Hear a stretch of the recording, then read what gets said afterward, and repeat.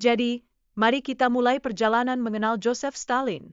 Dia lahir di Gori, Georgia pada tahun 1878. Tahun yang cukup jauh ya, mungkin pas itu, ponsel masih dalam bentuk batu.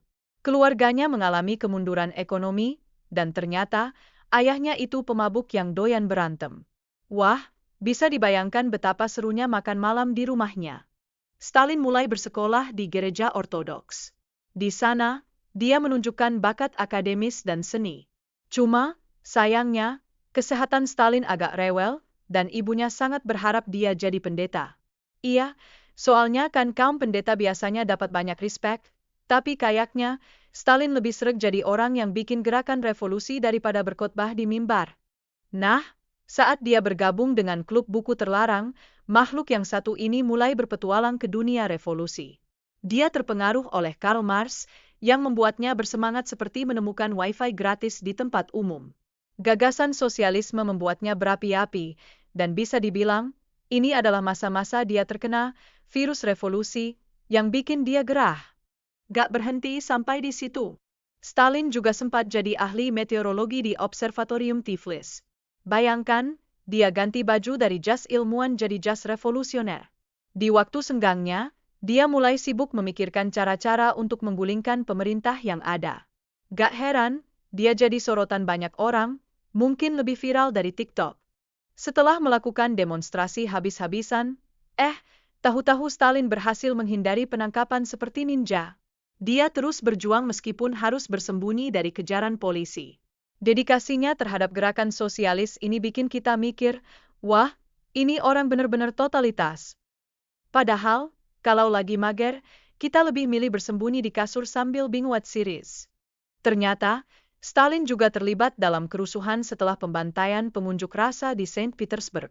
Dia sampai membentuk pasukan untuk menentang kekaisaran.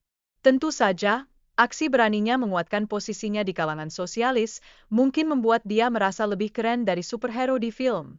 Di sisi lain, Stalin menikahi Kato Sanize dan mereka punya putra bernama Yakov. Momen kelahiran Yakov ini dianggap sebagai keberuntungan bagi Stalin dalam karir politiknya.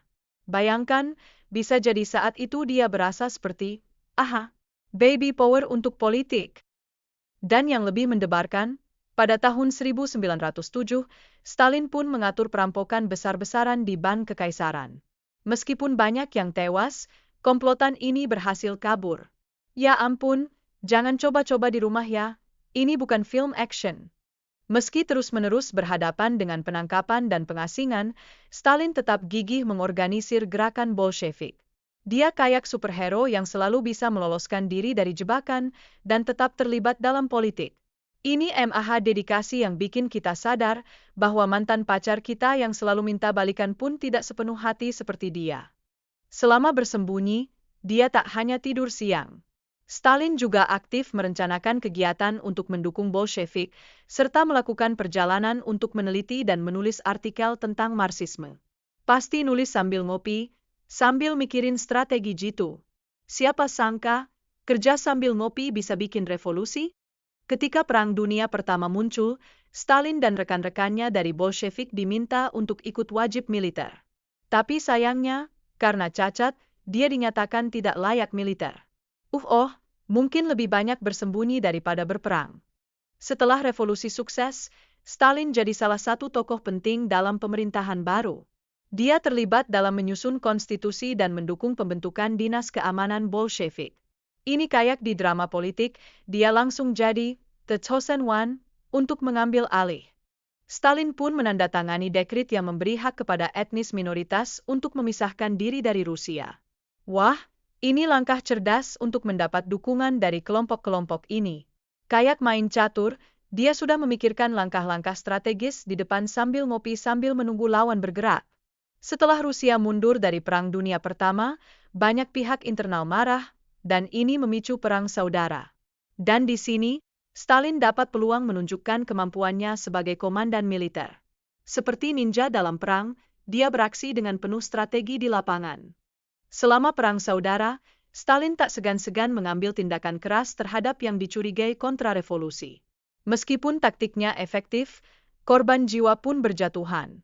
Tapi, Ya namanya juga perang, selalu ada yang harus dikorbankan, meskipun bikin kita teringat betapa kita tidak suka saat harus mengerjakan ujian. Setelah kematian Lenin, konflik antara Stalin dan Trotsky semakin menghangat. Trotsky jadi saingan terbesar dalam perebutan kekuasaan. Mungkin situasi ini kayak pertandingan basket, dengan masing-masing pihak berusaha mencetak poin lebih banyak. Stalin melaksanakan dekulakisasi yang berpengaruh pada penangkapan dan pengasingan tengkulak. Kebijakan ini bikin banyak petani marah dan dapatkan banyak kematian. Ini adalah salah satu keputusan sulit yang membuat banyak orang mengerutkan dahi dan bertanya-tanya, apakah ini cara yang tepat?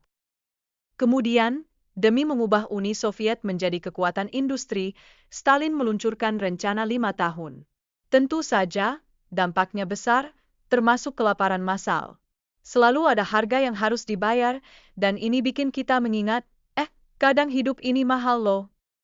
Pakta Molotov-Ribbentrop antara Uni Soviet dan Jerman Nazi jadi langkah cerdas bagi Stalin untuk mempersiapkan pertahanan. Dia nggak mau kecolongan, pastinya menjaga jarak seperti kita yang berusaha menghindari mantan saat bertemu di mall.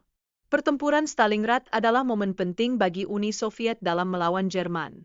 Keberhasilan di sini mengubah arah perang di front timur. Mungkin mereka merayakan kemenangan ini dengan joget perayaan, mengusir semua rasa letih. Setelah perang, Stalin jadi figur kunci dalam membentuk Blok Timur dan negara-negara satelit. Ini menciptakan ketegangan yang berujung pada Perang Dingin. Dan mungkin, disinilah drama politik benar-benar dimulai, seperti film thriller yang bikin kita gak bisa berhenti nonton.